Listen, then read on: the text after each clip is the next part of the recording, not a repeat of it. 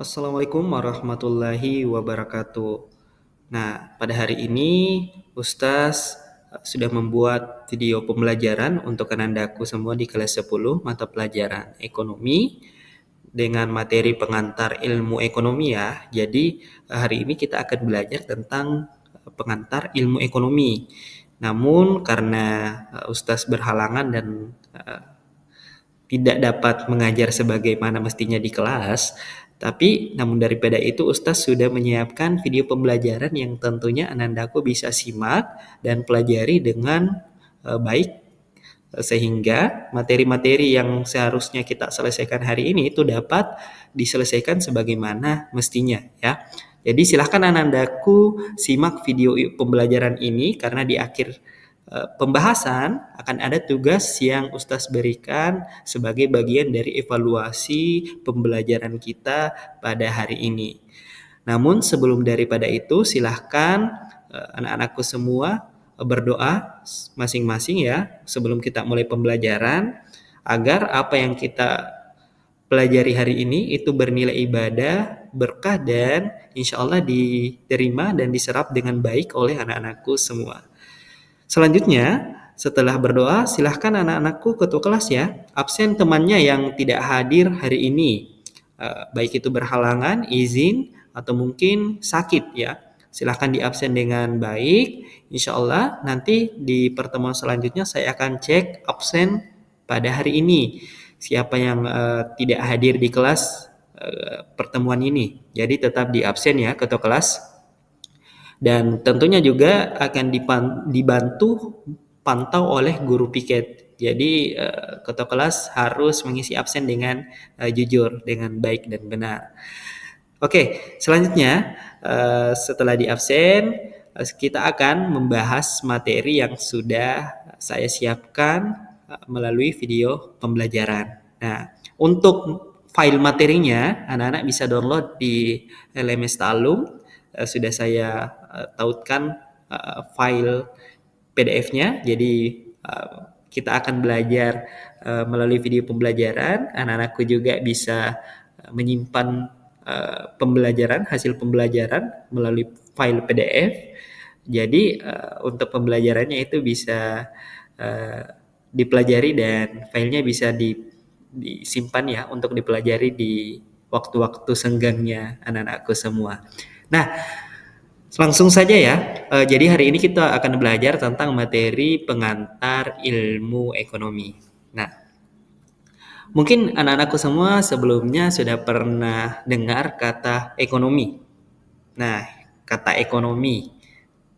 Mungkin di SMP sebelumnya kita belum pernah dengar kata ekonomi ya. Belum pernah atau masih ada dari kalian yang sampai saat ini bahkan baru pertama kali mendengar apa itu ekonomi. Nah, tapi jangan khawatir ya karena hari ini kita akan membahas tentang apa itu ekonomi. Nah, ekonomi itu adalah ilmu yang mempelajari cara individu dan masyarakat memenuhi kebutuhan hidupnya yang terbatas dengan sumber daya yang tak terbatas. Jadi, ekonomi itu adalah ilmu yang mempelajari cara individu bertahan hidup atau masyarakat bertahan hidup untuk memenuhi kebutuhannya dengan cara melakukan tindakan karena kebutuhan yang kita miliki itu tidak terbatas, sementara sumber daya yang tersedia itu sifatnya terbatas. Nah, seperti itu. Jadi, kita memiliki kebutuhan yang tidak terbatas atau tidak pernah puas. Kalau hari ini kita sudah memenuhi kebutuhan kita, ya besok kita butuh lagi, butuh lagi, butuh lagi. Nah, seperti itu yang dimaksud tidak terbatas. Sementara sumber daya alam yang tersedia, sumber daya yang disiapkan oleh alam atau mungkin sosial itu terbatas, sifatnya terbatas atau bisa habis. Jadi ekonomi ini adalah ilmu yang akan mengatasi persoalan tersebut. Nah, seperti itu, kurang lebih seperti itu anak-anakku. Nah, ekonomi bukan hanya mengenai uang. Jadi mungkin kita pernah berpikir, kita pernah di mindset kita tertanamkan bahwasanya ekonomi itu adalah uang. Nah, Saya juga, Ustaz juga sebelum mengajar, sebelum mendalami pelajaran ekonomi, yang ada di pikirannya Ustaz itu ekonomi itu adalah uang. Ya kalau Ustaz punya uang, ya Ustaz ekonomi. Tapi kenyataannya tidak seperti itu. Ternyata ekonomi itu adalah ilmu yang mempelajari tentang bagaimana manusia memenuhi kebutuhannya. Jadi bagaimana manusia memenuhi kebutuhannya dengan sumber daya alam yang terbatas, sementara kebutuhan kita tidak terbatas. Jadi seperti itu. Jadi ekonomi itu bukan bicara tentang uang saja, tapi bicara tentang ilmunya dan praktiknya. Kurang lebih seperti itu. Oke, selanjutnya kita lanjut. Nah, sejarah ilmu ekonomi ini berasal dari mana sih? Atau mungkin apakah ekonomi langsung muncul tanpa ada yang mempelopori gitu? Tapi tidak seperti itu. Pada kenyataannya tidak seperti itu. Ilmu ekonomi itu lahir sejak manusia mulai hidup berkelompok dan harus mengatur pemenuhan kebutuhan bersama. Jadi semenjak manusia ada, ya sebetulnya ilmu ekonomi juga sudah ada. Ekonomi itu sudah ada.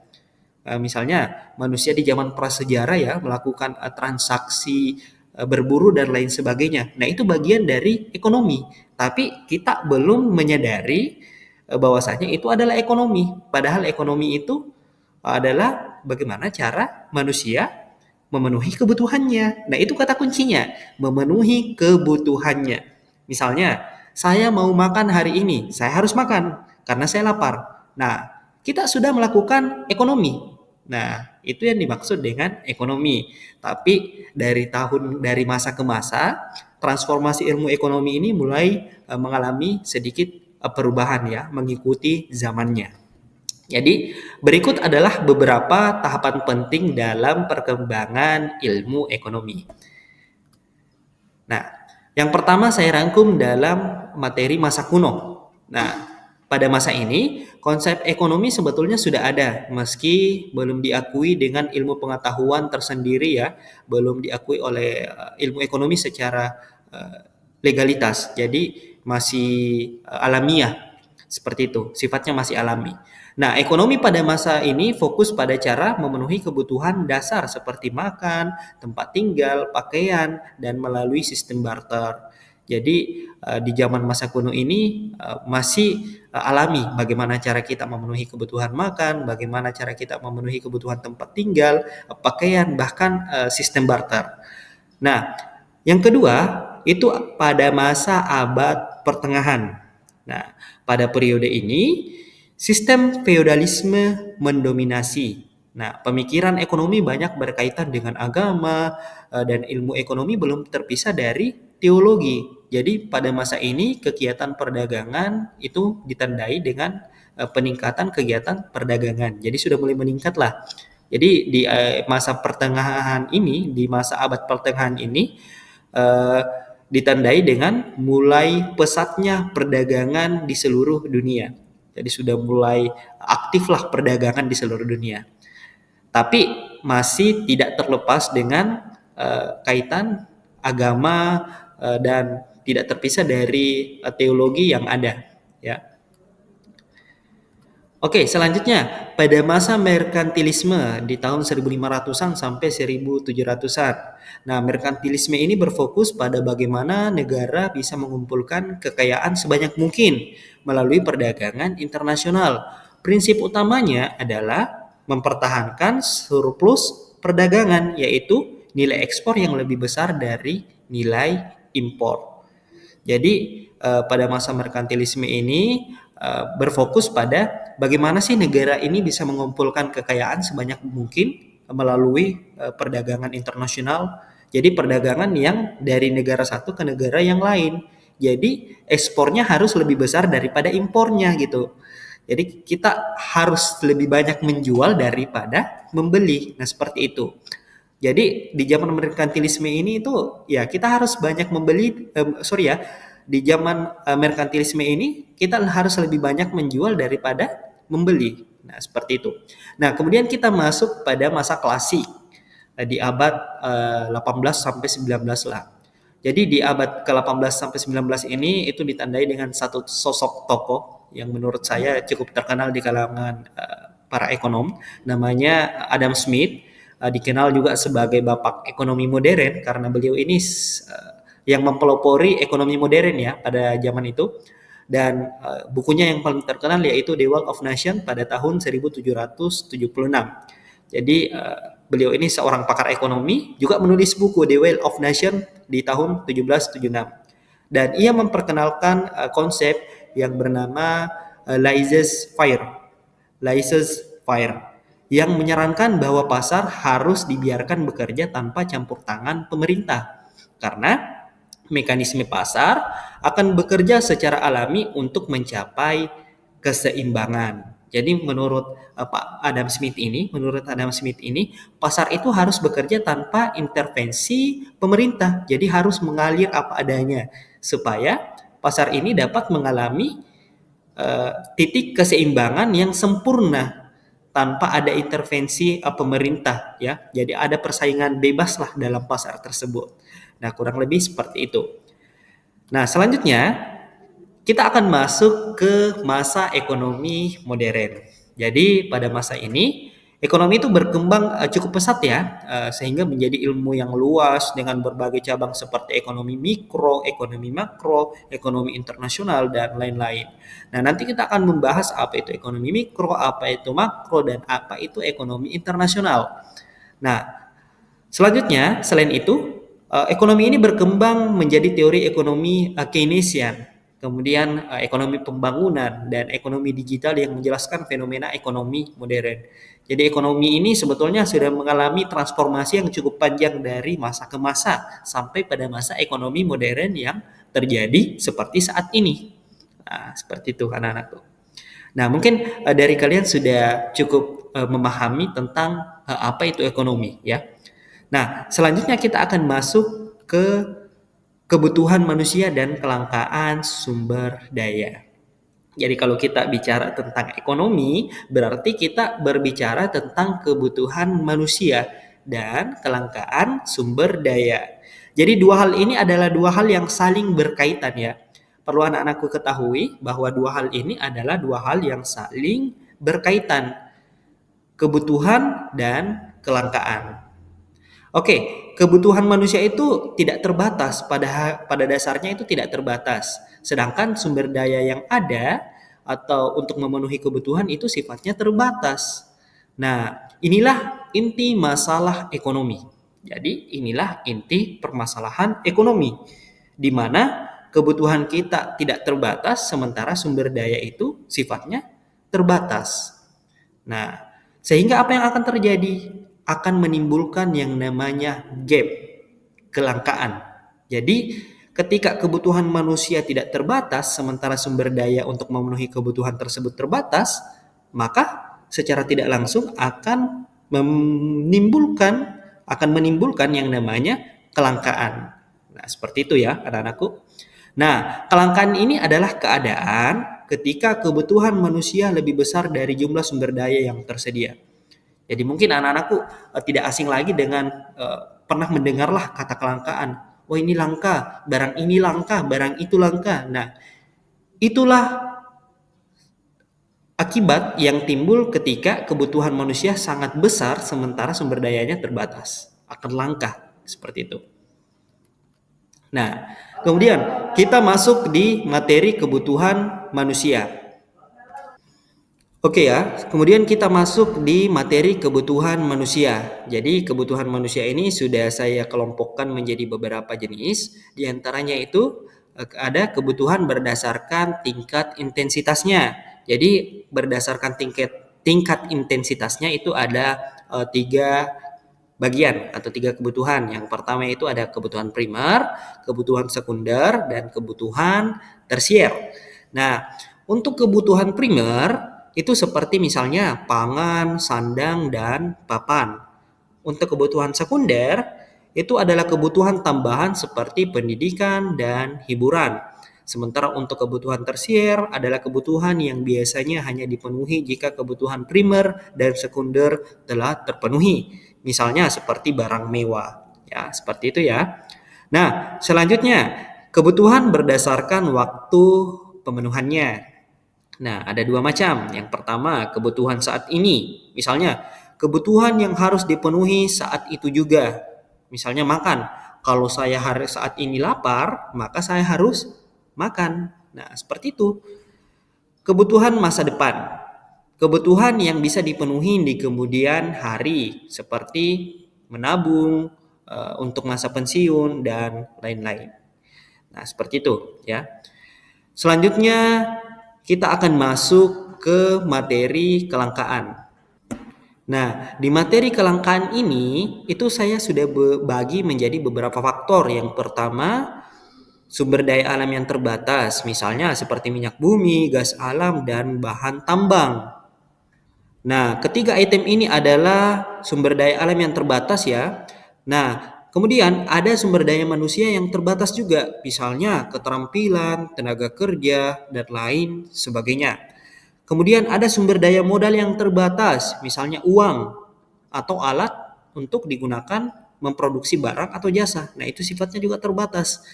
Dan yang terakhir ada waktu. Jadi waktu itu juga terbatas. Waktu merupakan sumber daya yang tidak bisa diperbaharui dan perlu dimanfaatkan dengan bijaksana. Nah, selanjutnya bagaimana cara mengatasi kelangkaan? Ya, kita harus melakukan cara bertindak ekonomi, di mana cara bertindak ekonomi ini adalah atau biasa kita sebut ekonomi behavior adalah tindakan yang dilakukan oleh individu, kelompok atau organisasi untuk memaksimalkan kepuasan atau keuntungan dengan menggunakan sumber daya yang ada.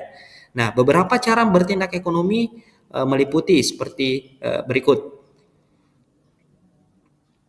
Jadi ada beberapa cara bertindak ekonomi ya, misalnya kita harus memperhatikan terlebih dahulu prinsip ekonomi. Nah, prinsip ekonomi ini adalah usaha untuk mendapatkan hasil tertentu dengan mengorbankan sekecil mungkin atau memaksimalkan keuntungan dengan biaya tertentu. Jadi itu kita harus tahu prinsipnya dulu ya. Kita harus mengetahui prinsip ekonomi terlebih dahulu, di mana kita harus mengorbankan sekecil mungkin kerugian dan memaksimalkan semaksimal mungkin keuntungan. Nah, prinsip ini kadang kita terapkan di tindakan ekonomi seperti konsumsi, produksi, dan distribusi. Nah, kemudian tindakan ekonomi rasional itu adalah tindakan yang dilakukan dengan pertimbangan yang matang dan menggunakan akal sehat.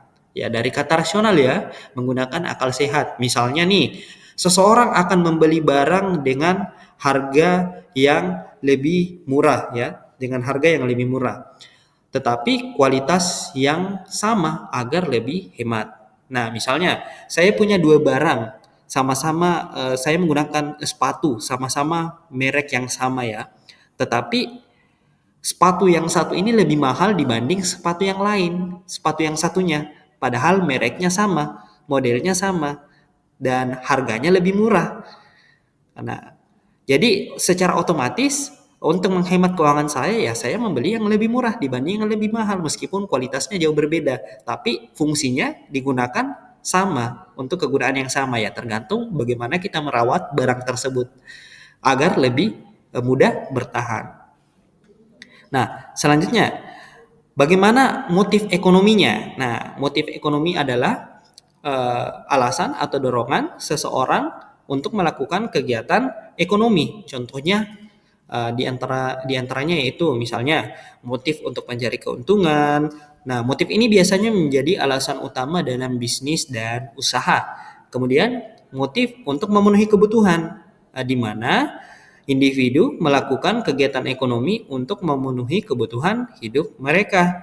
Nah, selanjutnya ada motif sosial. Nah, kegiatan ekonomi yang dilakukan bukan hanya untuk keuntungan pribadi, tetapi juga untuk membantu orang lain seperti donasi atau kegiatan amal.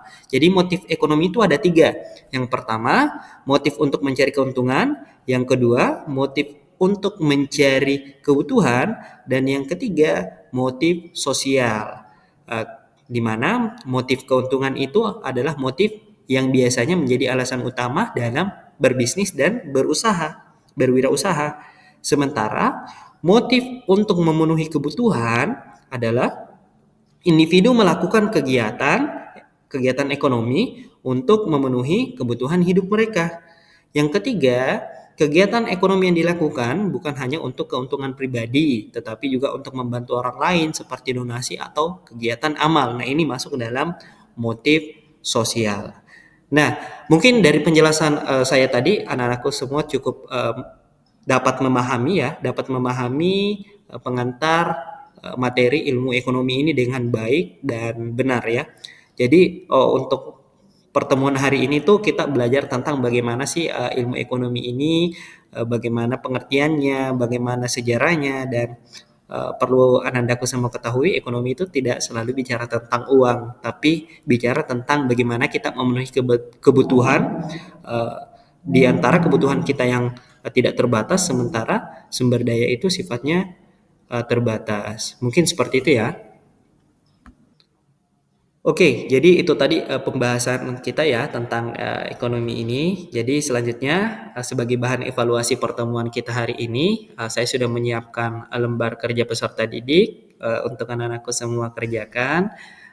Dan yang tidak hadir pada hari ini itu juga wajib mengerjakan dan mengumpulkan di pekan depan. Jadi tugasnya kalian selain mengerjakan adalah mengingatkan temannya yang tidak hadir pada hari ini untuk ikut mengerjakan. Nah, materinya bisa diakses di Ta'alum, video pembelajarannya juga di Ta'alum, dan tugasnya saya share di Ta'alum juga di materi pengantar ekonomi. Nah, selanjutnya saya akan menjelaskan bagaimana cara pengerjaan lembar kerja peserta didiknya. Ya, silahkan disimak dengan baik dan benar.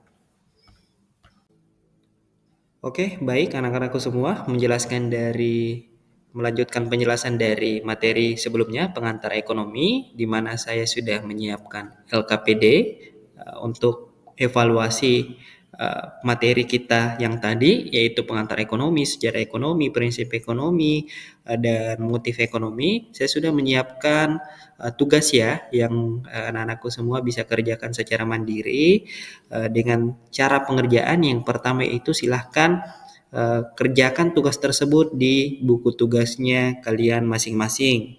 Nah, selanjutnya jangan lupa tulis nama, kelas, dan hari atau tanggal pengerjaan tugas tersebut. Nah, kemudian saya sudah menyiapkan bahan bacaan tugas ini ya, bahan bacaan tugas ini. Nah, adapun tujuan pembelajaran kita tadi yaitu melalui pendekatan saintifik dengan menggunakan model pembelajaran problem based learning, peserta didik diharapkan mampu mendeskripsikan konsep ilmu ekonomi dan menyajikan permasalahan kelangkaan dan biaya peluang dalam memenuhi kebutuhan serta cara mengatasinya dengan penuh tanggung jawab, bekerja keras dan bekerja sama. Jadi silahkan baca pertemuan ini ya, materi pertemuan 1 yang ada di LKPD. Setelah itu silahkan kerjakan tugas di halaman ketiga ini. Nah, petunjuk soal, silahkan jawablah pertanyaan di bawah ini dengan tepat dan lengkap. Jadi silahkan jawab setiap pertanyaan ini, ada 5 pertanyaan. Nah, setelah itu setelah dikerjakan di buku tugas, insya Allah pekan depan Ustaz akan periksa masing-masing tugas dari Ananda semua yang sudah Ananda kerjakan di pertemuan hari ini atau pertemuan sebelumnya. Nah, mungkin cukup jelas untuk tugas ini ya, karena sudah dilengkapi juga dengan petunjuk teknis pengerjaan tugas ya. Nah, dan beberapa tambahan tujuan pembelajaran yang kita ingin capai melalui materi pengantar ilmu ekonomi ini. Nah, mungkin itu dari penjelasan singkat dari Ustaz. Silakan dikerjakan tugasnya dengan baik dan benar. Perlu diingat tugas ini adalah bagian penilaian dari mapel ekonomi itu sendiri. Jadi kalau misalnya ada nandaku yang tidak mengerjakan tugas dan pada saat Ustaz periksa dan lalai mengerjakan tugas, akan ada sanksi mendidik dari Ustaz sendiri untuk anandaku. Jadi silahkan dikerjakan dengan baik dan benar serta secara teliti dan lengkap. Mungkin itu dari penyampaian penjelasan untuk materi pengantar ilmu ekonomi ini. Lebih dan kurangnya mohon dimaafkan. Wassalamualaikum warahmatullahi wabarakatuh.